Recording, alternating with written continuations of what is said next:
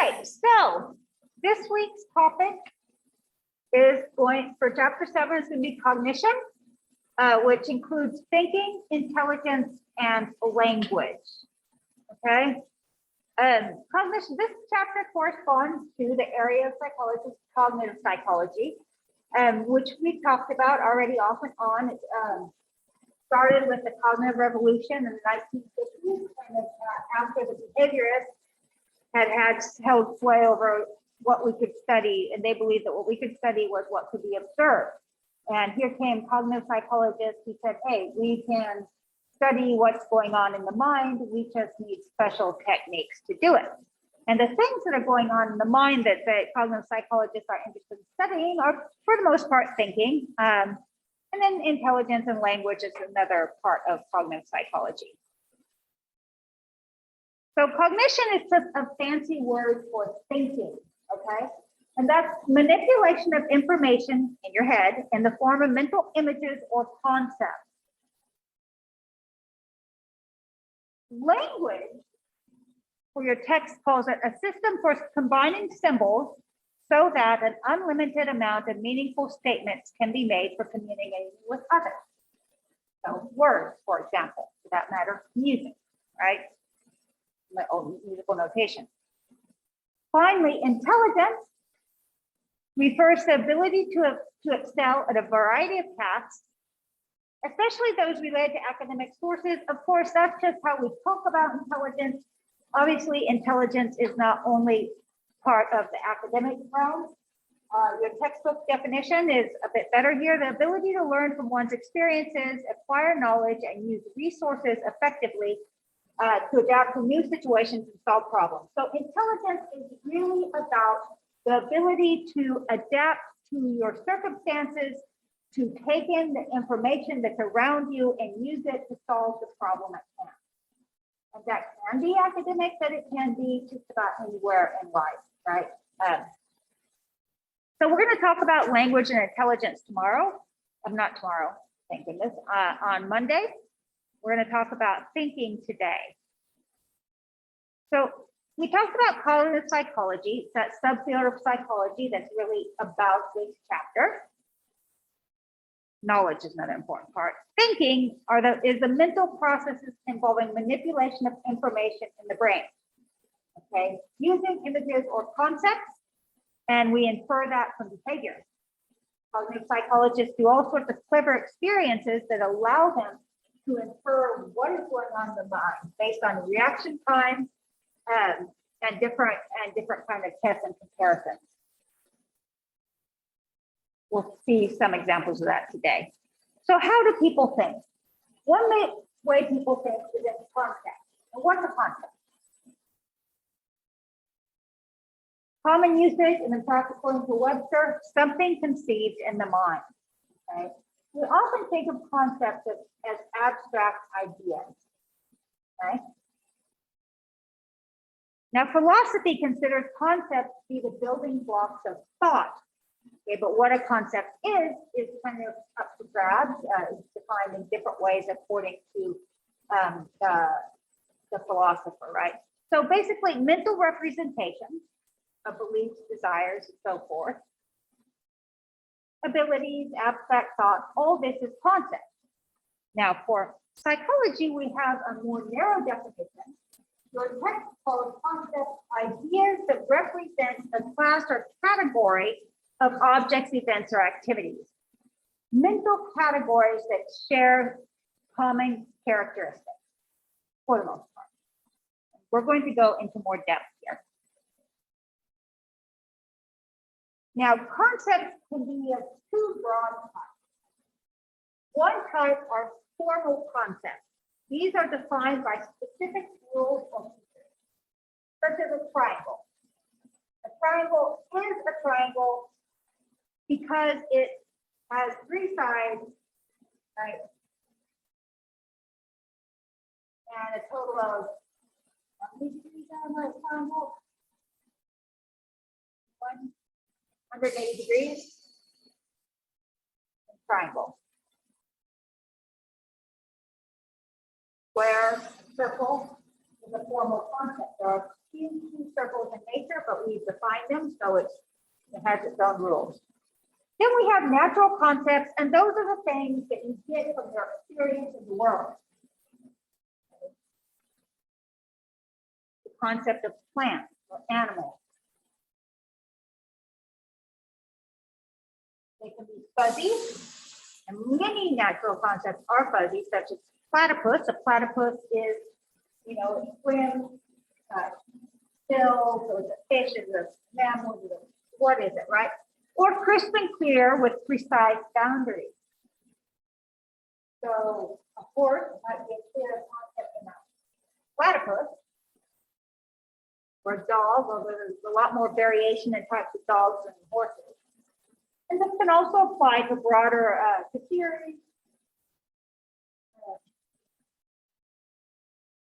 You can have a pretty crisp and clear idea of what it means to be, for example, a liberal or conservative, or you can have kind of a fuzzy idea. Research suggests that when people have crisp and clear boundaries for their social group concepts, they tend to have more bias, more in-group participation, less inclusive. More concept types. A prototype is your exemplar. It's the example of a concept that most closely matches what you think that concept is, the best example. As if they really depend on the individual. So my prototype of a dog might not be the same as your prototype of a dog, right? When I say dog, I might be thinking of a greyhound. That was my last dog. When you have a collie or a German shepherd or dogs with a chihuahua. I know that's many people's prototype of a dog, right? But you get my point. We really develop that according to our experience, right? Schemas are mental generalizations about objects, places, and people. So that's kind of the way we explain our reality.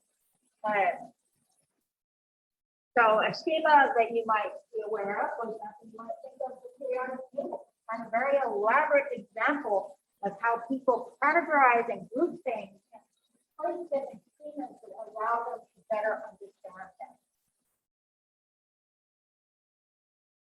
Script is just a kind of schema, but it involves a sequence of activities.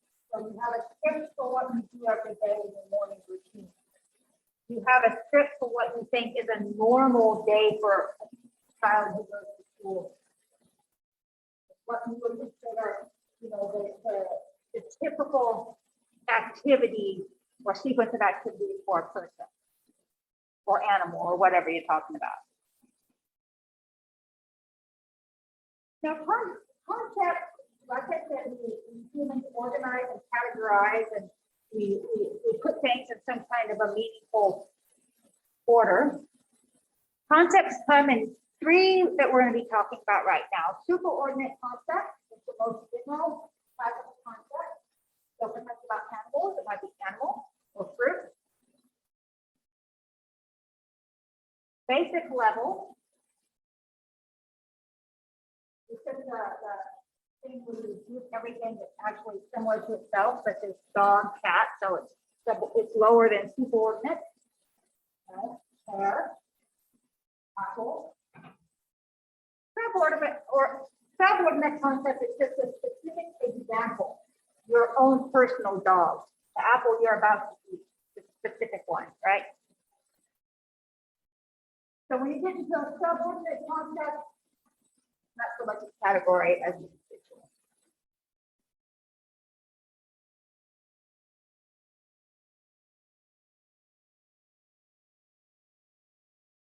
Okay. That's where I'm going to stop with concepts. Any questions about concepts, concept types? Basically, it's just mental representations of ideas, categories.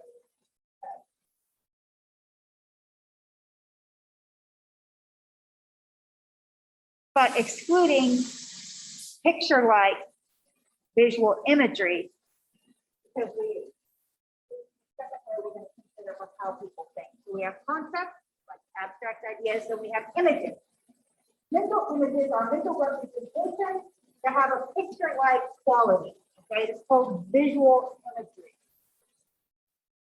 It could include spatial imagery, if you see into the space of the room. And the evidence that people are actually seeing these things in their brain includes the fact that there's an overlap in the areas of the brain that are active when you put people to do related tasks, such as a visual imaging task or perception task. So what I mean by that, V1 is your typical mode, right? The visual cortex. If you have put someone in, for example, an fMRI scanner and show them a picture of a tree,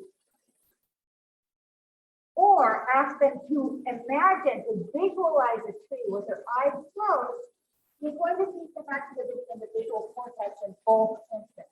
There's going to be overlap, okay? There's a difference, though, because, for example, just showing them the picture of the tree, the activity should be faster, okay? They're going to get to whatever the endpoint is faster. They're just looking at bottom-up process. Whereas generating that mental image of a tree is going to take longer. Why? Top-down process. Why? Because they have to reference their memory of trees and build that picture, that mental image up, right? Why would we think in images? Well, we already saw one of the main reasons to think in images. Remember on Monday we looked at the memory, how useful making mental images can be when we want to remember something, right? We listen to the talk. Also useful for solving problems, useful for recognizing people, and just plain fun for some people. And so here's a landmark study in visual images. I several in that 1971.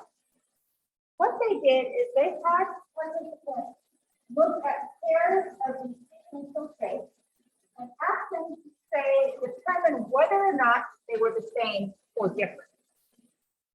Okay. So for example, look at A. Can you guys tell me if that is the same or different?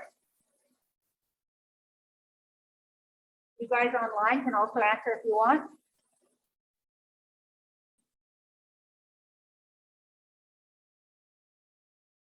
Okay, we have one vote for the same. You guys agree? Yes, A is the same, and you can see rotated in its own plane. Okay, so what someone were interested in is that if the rotation was greater or lesser, if it would take people longer to determine whether or not it was the same. Okay? They judged that the more they had to rotate that image in their head, the longer it would take. And this would be evidence for them actually reconstructing unusual using visual imagery to solve this problem. Does that make sense? So this one is further relation to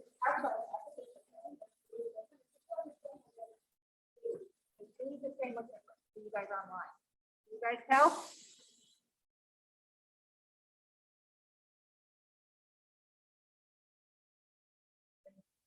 The same, correct. B is also the same. You just kind of have to flip it up. It's pretty easy. What about C? Right, C is not the same because C you actually, that bottom part points the other way, right? It points down instead of up. So here's their actual, this is actually from the paper. Okay, so in figure 1, you have examples of pairs of perspective line drawings. A differs by 80% rotation in the picture plane. So they compared rotating objects in the same plane or three-dimensionally. So either a two-dimensional rotation or a three-dimensional rotation. And they found that, yes, people took a longer time to determine they were the same when the rotation was greater. So 20 degrees will be less time than 80 degrees, right? They were measuring the reaction time, which is how cognitive psychologists frequently figure things out as they measure how much time it takes people to think through something. So, but they did not find a difference between whether they had to do a three-dimensional or a two-dimensional rotation. So A and B would take the same amount of time because they were both at 80% rotation.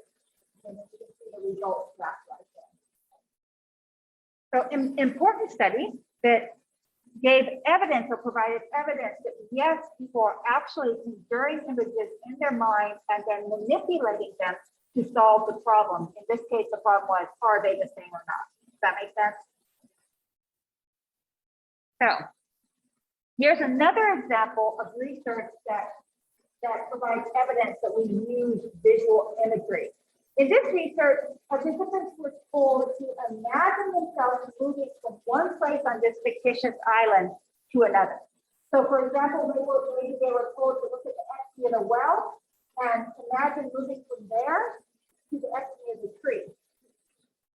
And what they found was participants took longer to complete the task, to imagine themselves moving when the two exits were further away.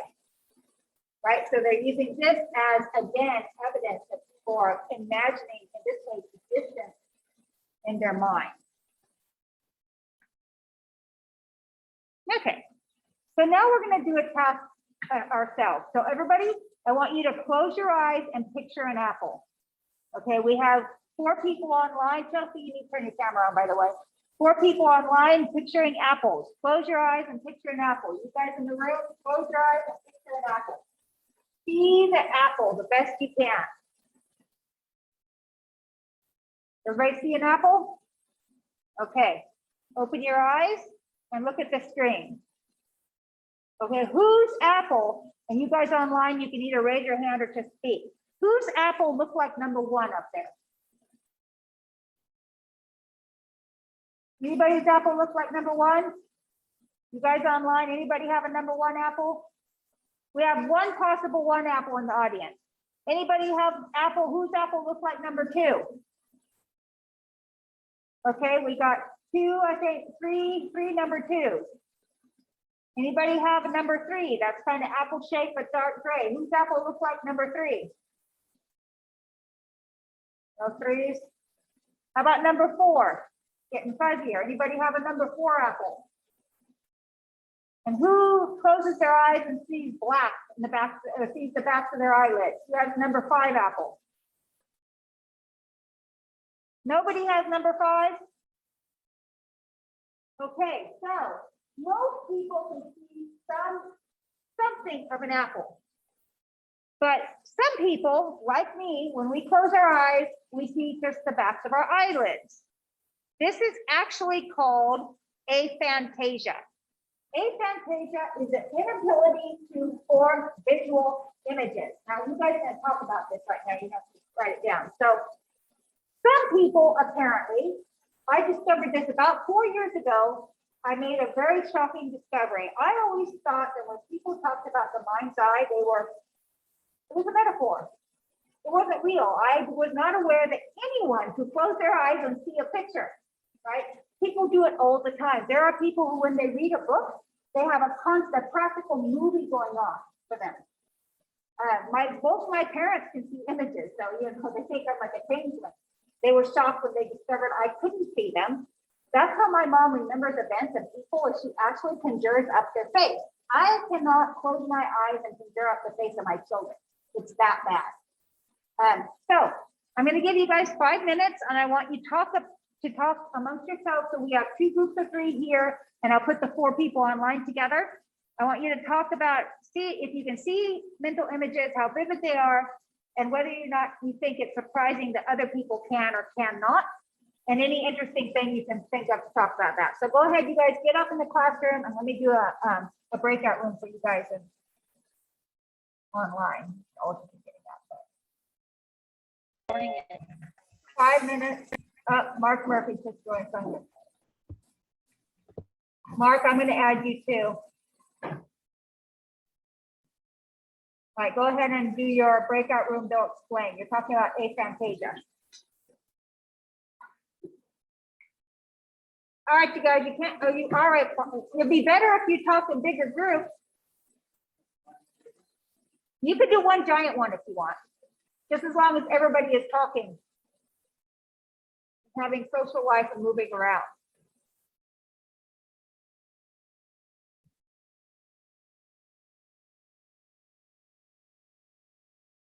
So Mark, you need to go to the breakout room to talk. Aphantasia is the inability to form mental images, but they can explain it to you. Oh, sorry. I was just trying to see the discussion question before I went on. Oh, okay, sounds good. I'm gonna put Brooke here.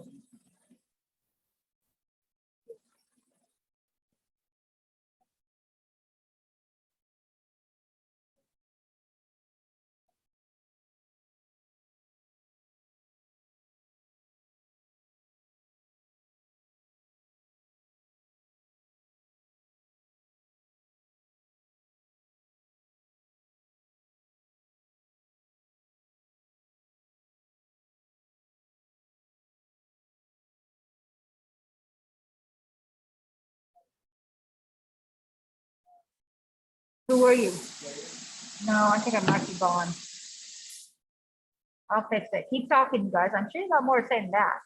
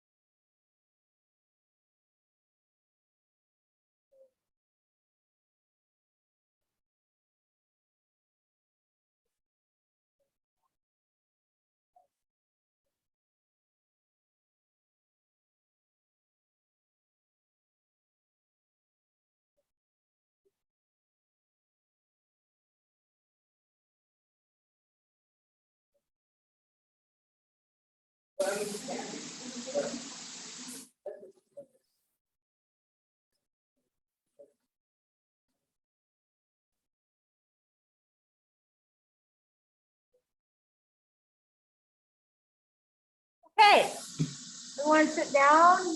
Well, I gotta close these guys again.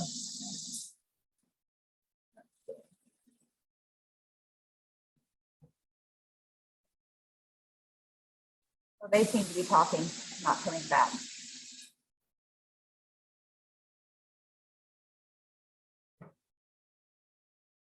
I should have held off on calling you guys back. Oh, wait, now they're coming. And I also forgot to pause the thing, so there's going to be this gap in the middle of the video. Oh, well.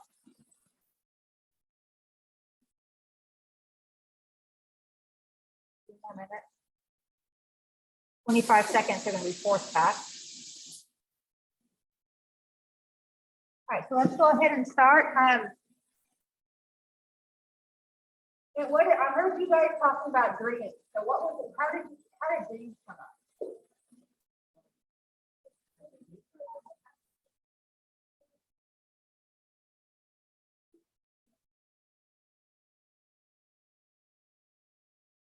Yeah, so it's really a good point because, you know, I cannot see visual images, but I dream. And I dream very vividly, but I cannot close my eyes and visualize something, even my dreams. I can lucid dream, so I have, since I discovered this, I've tried my dreams. I cannot visualize things in my dreams either, which makes me think, is it like a mental block I have or what? So what else did you guys talk about? Let's start with these people out in the room.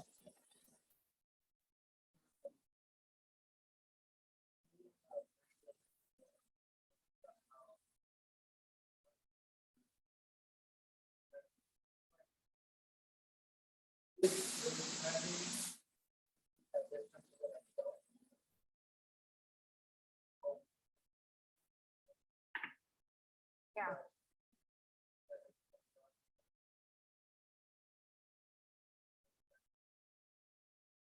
Right, that's how, when I discovered that people do, so you guys both read and see visual images at the same time? That's so amazing. I mean, that's seriously cool. And I can't imagine, like, I don't know, maybe I find it distracting. It's like, I can't get in, I feel like I suddenly am like cut off from a lot of people's minds because they have this. So yeah, that's an interesting point. It's hard to imagine, huh? How about you guys online? Online folks, what did you guys talk about here?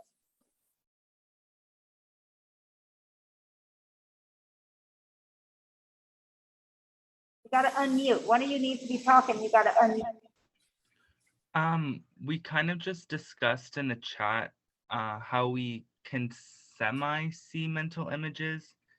They're not necessarily vivid, but the more you like think about whatever it is you want to visualize, you can kind of like fill in the pieces of like how it looks based on like previous experiences. So I would say like we have like a better idea of a mental image than the actual mental image itself. So you, Mark, can you make a mental image of an apple? Did you miss that part? If you close your eyes, can you see an apple? Yes, but then the apple will like change on like, because then I'll think about previous apples I've seen and like they're like those like specific characteristics I like remembered. But if I were to just picture an apple, I would just think of like a cartoon apple. I couldn't picture a real apple. Interesting. So this was actually mentioned in my first class too this morning, that memory is a big part of this, that you rely on memory to figure out how to form your mental image, right? Your visual image of mind. There's another thing someone mentioned this morning, and that was that they cannot visualize static or images of things holding still, but they can visualize people running, but not a still person, which I thought was fascinating, because they apparently have this image for movement, visual images for movement, but not for things that are static. And whereas I'm all the opposite, like the closest I can come to a mental image is like a mountain range, because I've seen the mountain range my whole life and it never moves. But I cannot do movement. So anyway, really interesting thing here of the whole visual imagery. Go ahead.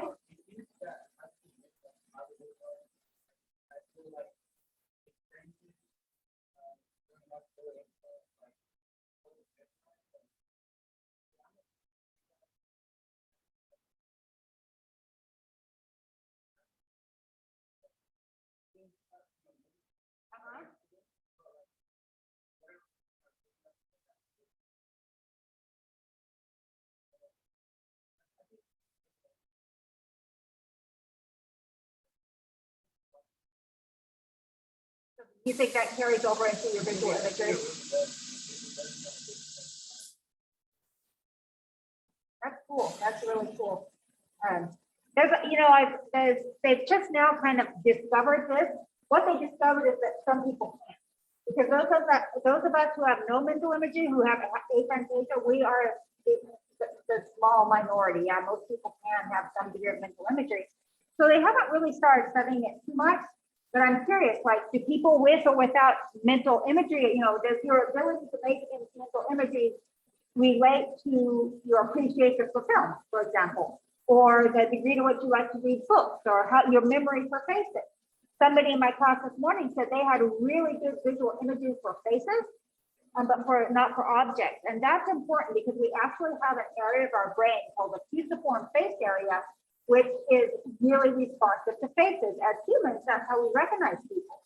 Well, for those of us who don't visualize, maybe that is kind of broken. Maybe that's why I can't recognize anyone, I don't know. Anyway, moving on. So now we're going to move on to problem solving and decision making. We talked about how people think in concepts and in visual images. And now we're going to talk about the things they do in this thing. Okay, so problem solving is the act of determining how to proceed from one given state to a desired goal state. Okay, your text defines it as the process of cognition that occurs when a goal must be reached by thinking and behaving in a certain way. We know what problem solving is, right? It's trying to get from point A to a desired point B that might be difficult or not to get there, right? Closely related is decision making, and that refers to identifying, evaluating, and choosing between alternatives. Right? Recognizing all the information and what it means and figuring out what the best course to take is, right? So there's a lot of strategies for problem solving. Basically, one is trial and error, a mechanical solution. Just basically try one thing after another until you sort out the problem. Okay, so take that little child, the baby in the picture. I don't know if you guys have seen babies when they have those little shape things. They just take every shape and they try to stick it in until they find the one that fits. And at some point in their development, they are capable of looking at a round shape and looking at for a round hole and sticking it in, right?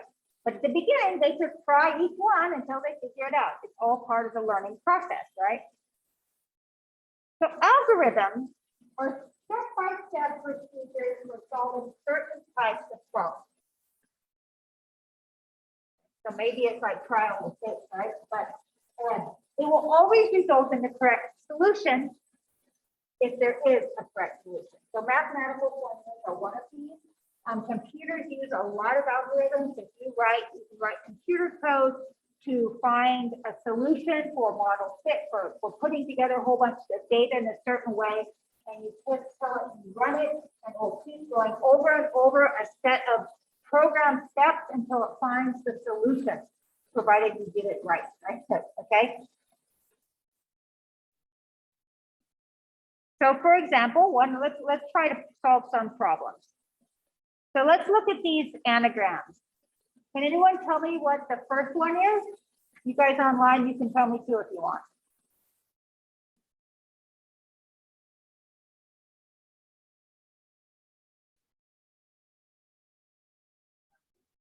Good, Pavlov. We got a winner there. How about the second one?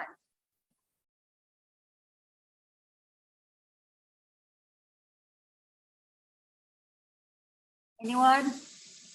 Mark Murphy online, you turn your camera on.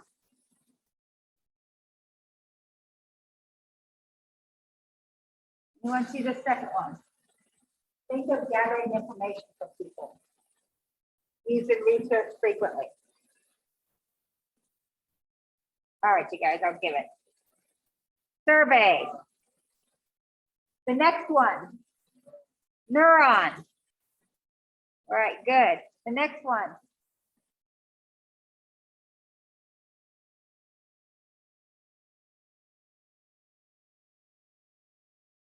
So this morning, somebody said retina immediately, retina, which it could be, but it could also be retained. And I expect the person who said it this morning is because they were, neuron kind of primed them to think of retina, right? And the next one. Anybody? Memory, good. And finally,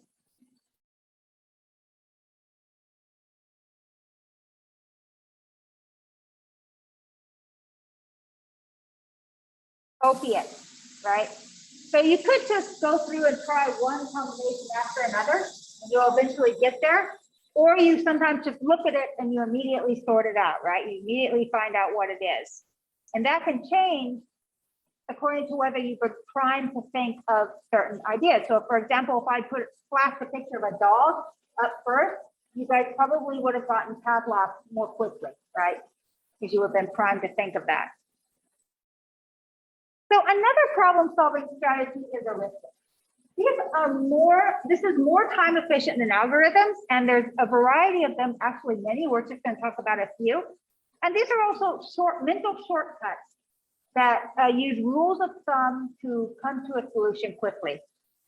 The first is the representative or representativeness heuristic. This is just involves assuming that an object or a person that shares characteristics with an existing category in your mind that you're familiar with is also a member of that category. So for example, if you see a man walking down the street in a suit, tie, and a briefcase, what are you likely to, what kind of occupation do you think he's going to have? Man walking down the street in a suit with a briefcase, what's his occupation? Some sort of an office job? Anybody else? Car salesman, lawyer, something like that. You're probably not going to think that he works on a ranch, right? Or is a school bus driver, okay? Because you're going to assign him to something you already think something that's representative of that category. But basically, it's just determining whether something matches a prototype of a category. And when it matches that prototype, you assign them to that category, even though it might not be true. This leads to a lot of errors in judgment. Another common one is the availability heuristic. Judging the probability of events by the readiness with which they come to mind. For example, you get home and you walking up your front door and your front door is ajar. What are you going to think happened?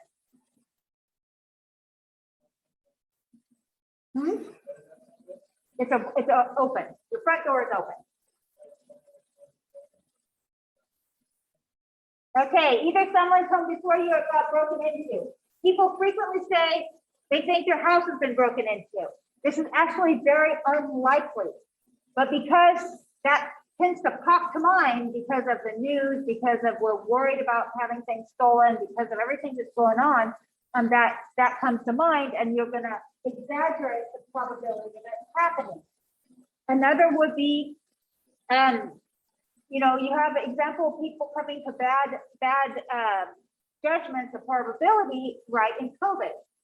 So they do big surveys, and they'll ask people, young people who are fully vaccinated and boosted, about how worried they are about catching COVID. And they'll say something like very worried, or that it's very likely they're going to get COVID. Well, that's not true. If you are young and healthy and fully vaccinated, the probability of you getting COVID is tiny. The probability of you actually getting sick enough to go in the hospital is very, very tiny. You're more likely to die in a car accident, right? But because COVID comes to your mind so quickly and everything that's gone on lately, people overestimate the probability. On the other hand, people who are focusing on a different set of news sources might underestimate the probability, right? Okay. Algorithms and heuristics, that should be versus, not BSA, right? Algorithms will give you the right answer if one exists, but it might take a lot of time because you're just going to go through a process, a systematic process or procedure of testing all available options. Heuristic methods are faster, but they often can result in the wrong answer. Sometimes heuristics can actually keep us from seeing novel solutions, right? Because we automatically jump to that representativeness or availability heuristic. We go the easy way. And then we have what's in some ways the best strategy is insight. That's when you suddenly perceive the solution to a problem, that aha or eureka moment. How could this happen? Well, you might suddenly realize it's similar to a previously solved problem. Suddenly all the pieces might fall together in your mind in a way that suggests the solution. Insight tends to happen more frequently when you stop obsessing about the problem and focusing intensely on it, and you allow your mind to think of other things, okay? And that's when you free yourself up from any mental constraints you have, and you have that moment of insight. To have insight, though, you have to have enough understanding of the problem, enough background on it, enough information in your mind for your mind to connect the dots in this way, right? So you can't have insight about something you know nothing about, not if it's a difficult problem solution. I mean, we can all have insight at any time, but generally that's based on some kind of experience.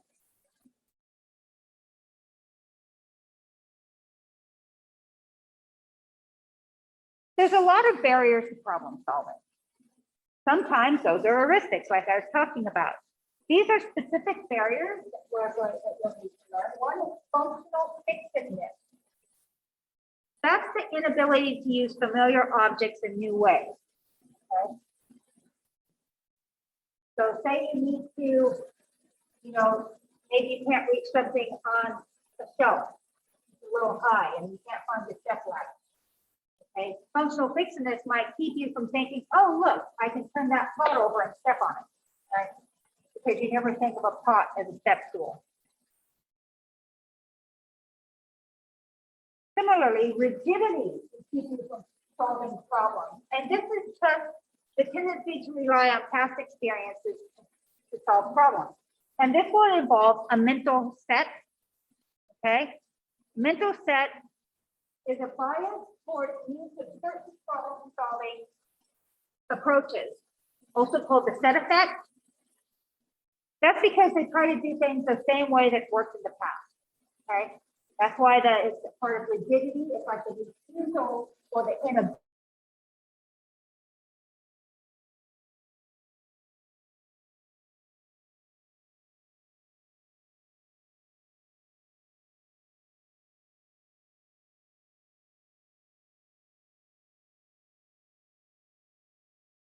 Oh, very good point.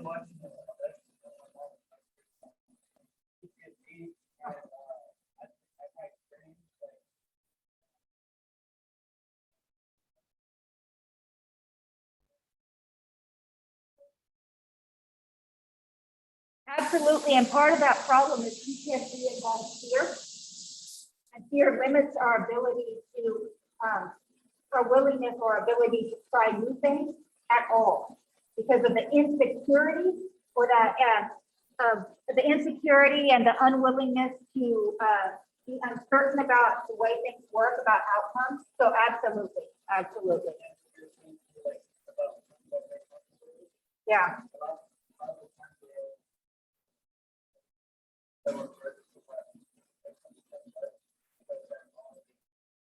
Right. Yeah. Comfort is certainly part of all of these things. Okay. This is holding on to things we know work. And the more trauma or the more fear or uncertainty that we have, the less willing we are going to be to try new ways, which we don't have that same certainty of saying, well, at least it worked in the past, right? So it can be hard. And when you have new problems that require novel solutions, it can be really hard to get past this functional fixedness, your mental set you've been working with for a long time, and even more so if you have fear and uncertainty in the mix, right? Good insights there. Different termination for insight, different term for insight. So confirmation bias, this is something else that keeps us from solving problems, but everyone has confirmation bias. If you think that you don't have it, think again, right? This is just your preference for being right. Think of it that way. Commitment to your own hypothesis, to your own opinion, without adequately testing other possibilities, right? And this interferes with our ability to think critically. Remember, I talked about in the first lecture that we needed to think critically about everything. And sometimes the most challenging moments are when we are reading something or listening to something that we agree with. When we find ourselves saying, yeah, that's right. Yeah, because it's confirming our own biases, right? As researchers, confirmation bias is a true challenge, because when you are testing your hypotheses, if you fail, if you find your, maybe your hypothesis, it looks like it's supported, but if you're failing to test other models or alternative hypotheses, then you're playing into the problem of confirmation bias. And you might not solve, maybe not so much not solve the problem, but you might discover suboptimal solutions to problems if you are not willing to go beyond your comfort zone again and to look at other possibilities that don't confirm your previously held opinion, right? So also problem-solving barriers. So let's look at this kind of famous example. Hopefully you guys haven't seen it before. The goal here is to tie the two strings together, and you cannot reach one string while holding the other string. You have with you in the room a table and some flyers. Any ideas for how we might tie the two strings together here? Flyers make sense in the hand. What if you can't reach like that either?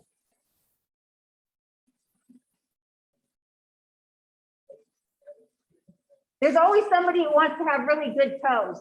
I cannot grab a string with my toes, and then you'd have to take your shoes off anyway. Any ideas of you guys online? Okay, so let's look at the solution, or at least one solution. You tie the pliers to the end of the other one rope so that they can work as a pendulum, and you can swing them back and forth. I get a little disturbed by this because I always imagine it hitting a wall, and so it's not going to swing too much. I've had people suggest moving the table and standing on the table. Lots of different solutions, okay? Here's another one for you, the dot problem. Can you draw 4 straight lines so that they pass through all 9 dots without lifting your pencil from the page and without touching any dot more than once? Go ahead, try it. I'll give you a minute.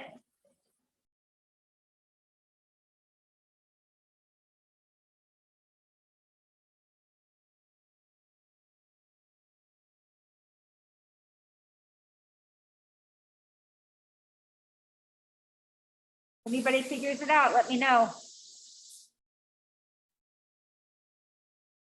50 more seconds.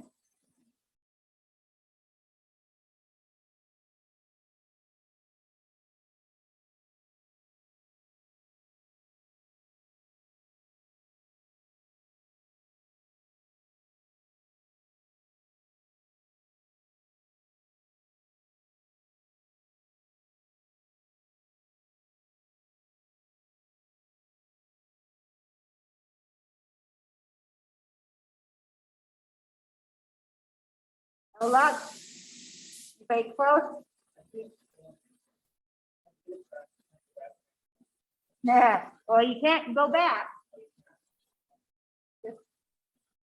You can't lift your pencil and you can't touch any dot more than once. If you go back, you're going to be touching it more than once. Okay, let's look at the solution. Okay, so the problem here is we have a mental set that causes us to think of it as a box, right? The solution requires thinking it as not a box. Like the key runs outside of the box in order to draw a line. Everybody see that?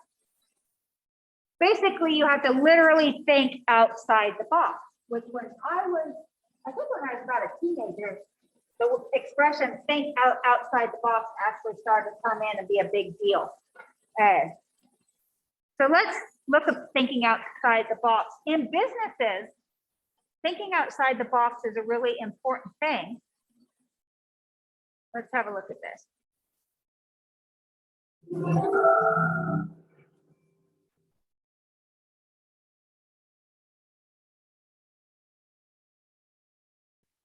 Every day, in conference rooms around the world, legions of business executives, like all of you, gather with flip charts, and plates of cookies, and try to be creative. You tell yourselves to let loose. There are no bad ideas. We need a blue sky, unconstrained session. Think outside the box. If your psyche is bringing you back to painful, repressed memories of brainstorms gone bad, or sessions where nothing really changed as a result, you are not alone. You are not alone. Because at the end of the day, most of these sessions yield a long list of mostly useless truths.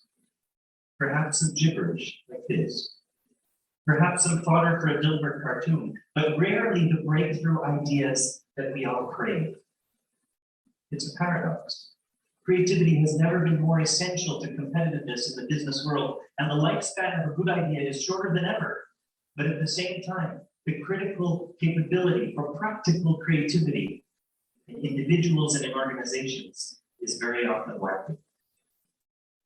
The key to creativity is doubt. This is not a popular thing to say. Leaders are not expected to show any doubt, and the word itself has a very negative connotation. But let that go. Embrace doubt. Doubt that doubt is bad. Doubt that everything you think you know is in fact the case. Doubt that the way you've always gotten things done will always work. Doubt that the rules you've been operating under can't be broken. Doubt that the mental models you're using to look at the world around you are the only possible way to look at it. If you have the courage to take a step back and to break free of the mental models that you use to simplify and interpret the world in front of you, then you can have a breakthrough. And you can do it in an amazingly successful creative session without coming up with a single new idea, as long as you start with doubt. George Orwell said that to see what is in front of one's nose requires a constant struggle. And the point of doubt is to open your eyes to the ways in which your mental models are holding you captive. It's about releasing the constraints, removing the blinders that you have on, and understanding the assumptions, like this is the way we do things around here, that get us through each day. But all of us cannot help but think using all of these mental models or boxes. We have no choice. And so thinking outside the box actually makes no sense. Doubt means recognizing that all of your boxes are only working hypotheses, that they are subject to change. It means opening up your mind and being willing to find useful new boxes for whatever the problem is that you're trying to address. Okay, we're going to stop there. Unfortunately, we don't have time to watch all the cool things. But my point here is that you need to think outside the box, and we're transitioning into creativity. So let's look at one more example. These are all things people use in research to measure people's ability to problem solve and think creatively. Think on this candle on the wall, which is a corkboard that we just put things into, in a way so that the candle wax will sit on the table below. You have a candle, a book of matches, and a box of thumbtacks. What do you guys think? Anyone see the solution?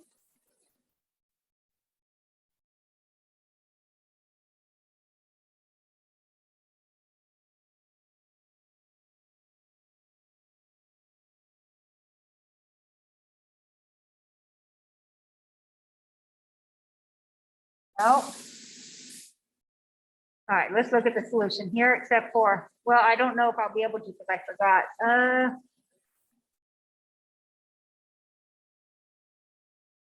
Solution. Let's do it.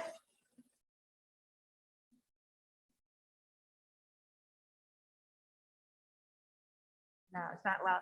So what you have to do is you have to use the thumbtacks to tack the box to the wall that makes a little platform, and then you put the candle in it, and then you light the candle. Get that? They use the box, the tack box, as a way to hold the candle, and then you attach the tack box to the fourth board on the wall. That's the Dunker's candle problem. So thinking, well-defined problems have 3 specified characteristics. So problem solving is what we're talking about here. You need a clear beginning point, a clear end point or end state, and then ways to get there. So a clear defined set of tools or techniques to find the solution, okay? It's really important to know where you're going. I don't know if anybody's been an example where you're working for someone, or anyway, someone's bossing you around and they tell you to do kind of vague instructions about how you're supposed to solve something. That's very difficult, okay? You need to have a really clear idea of where you need to go, where you're coming from, and the possible ways or operations for getting there. Expert problem solvers share a whole bunch of characteristics. They know how to collect and organize information, with all that grouping and categorizing.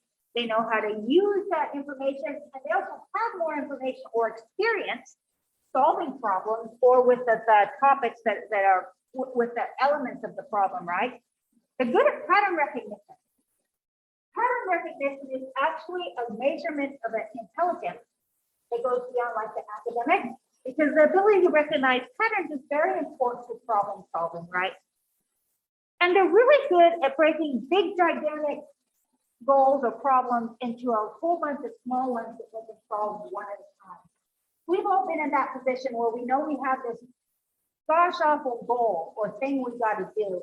And that moment when you're just looking at it, you have no idea where to start, right? A good problem solver can break that down into separate goals and start with one that's doable and move up towards the bigger one. Finally, good problem solvers are creative, right? Businesses are really invested in that, hence that video we just started to see, okay? Creativity is the ability to produce work that is novel and appropriate. There's no absolute standard. We talk about creativity for when we're talking about art, singers, songwriters.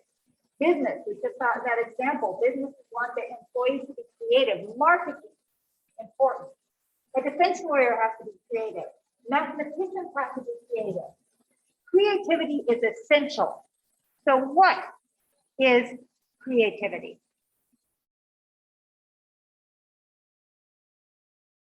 Back to solving problems. The process of solving problems by combining ideas or behavior in new ways. Doesn't mean reinventing the wheel or coming up with something out of nothing. We take what we have and we solve problems. Maybe the problem is just writing a song such that it doesn't sound just like Justin Bieber, but it still sells well. Okay? That would be a problem to be solved by a certain type of creative genius, right? And there's two types of, so the researchers tend to talk about convergent thinking versus divergent thinking. And they tend to equivalent, they tend to think that divergent thinking is the same as creativity, or it's one way to operationalize it, right? Convergent thinking is when you find a single answer to a problem. A problem has one answer, and you have to zero in on it. All information is going to lead to this one solution. An example of convergent thinking is a standardized test. The SAT requires convergent thinking. The quizzes and midterms and exams I give you guys are convergent thinking. You have to figure out a single solution. You have to zero in a single solution. Compare that with divergent thinking, and the idea here is you have a starting point and you have to come up with as many different ideas or endpoints as possible starting from there. Okay, like brainstorming. Frequently, when researchers want to measure creativity, they measure divergent thinking. There's a very famous thing called the alternative or alternate uses task, and they ask people to think of different ways to use everyday objects, such as a brick, okay, or a paperclip. Can anyone come up with a way to use a paperclip that is not holding paper together?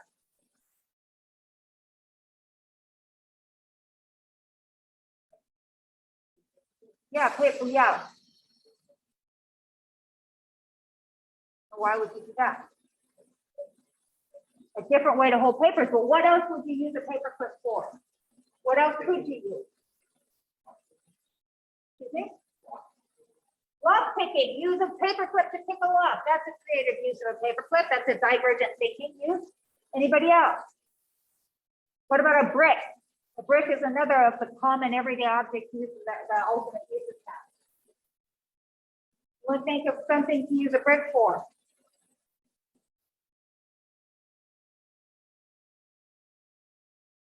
I've been known to use a brick as a step stool because I'm short.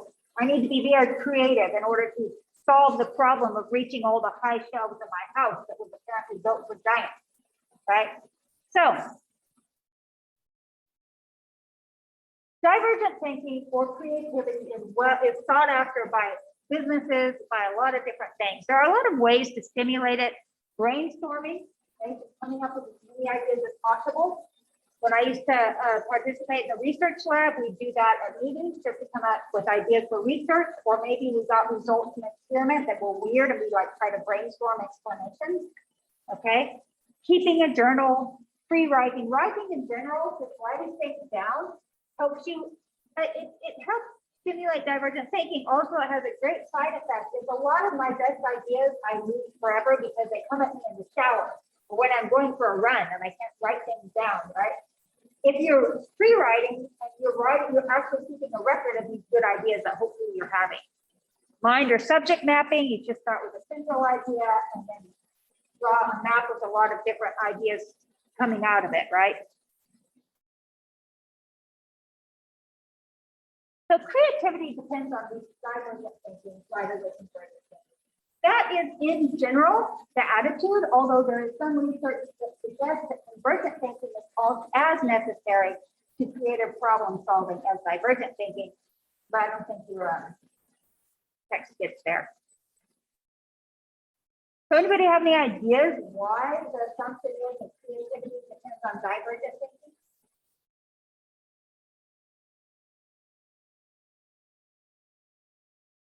Online people? Right, so we'll see. It mainly is because you're using, coming up with new ideas. Remember we looked at some of the barriers to problem solving, functional fixedness, mental set, right? Seeing that those dots is a square or a box, right? And divergent thinking is going different ways with that, right? It's coming up with new ideas that aren't starting with just a central idea and going up with new ones. So different aspects of creativity, seeing non-physical but plausible ways of associating items. Okay, seeing aspects of items that are real and useful but not usually seen, willingness to take risks, to work hard and persevere. So creative people who are creative in the sense that they come up with creative solutions to problems or products that are creative, they have to be capable of immense perseverance and focus, because it takes a long time to work through, get beyond all the boxes in your head and come up with creative things. That takes time. Writing a song takes time, right? You have to be willing to work hard. You have to take risks, and perhaps most importantly, it's tolerance for ambiguity, complexity, or lack of symmetry. Ambiguity is uncertainty, right? If you do not tolerate ambiguity well, if you need certainty, then it's going to be hard for you to push outside of the norms, beyond the functional fixedness and rigidity to get to new, perhaps risky solutions because they're new, right? So we saw before the statement that, it's not getting up, what you're doing is you're taking the information that already exists and you're putting it into new, useful, meaningful material. So let's look at this little video, which I really like too. Oh, and there's my order is a little bit wrong. Creativity often emerges when what is known is a range of new and unusual things that can yield creative ideas, goods, and services. So we have time to look at one more little video and then we'll finish up this section. Uh-oh. Here, yeah, this is it. Okay.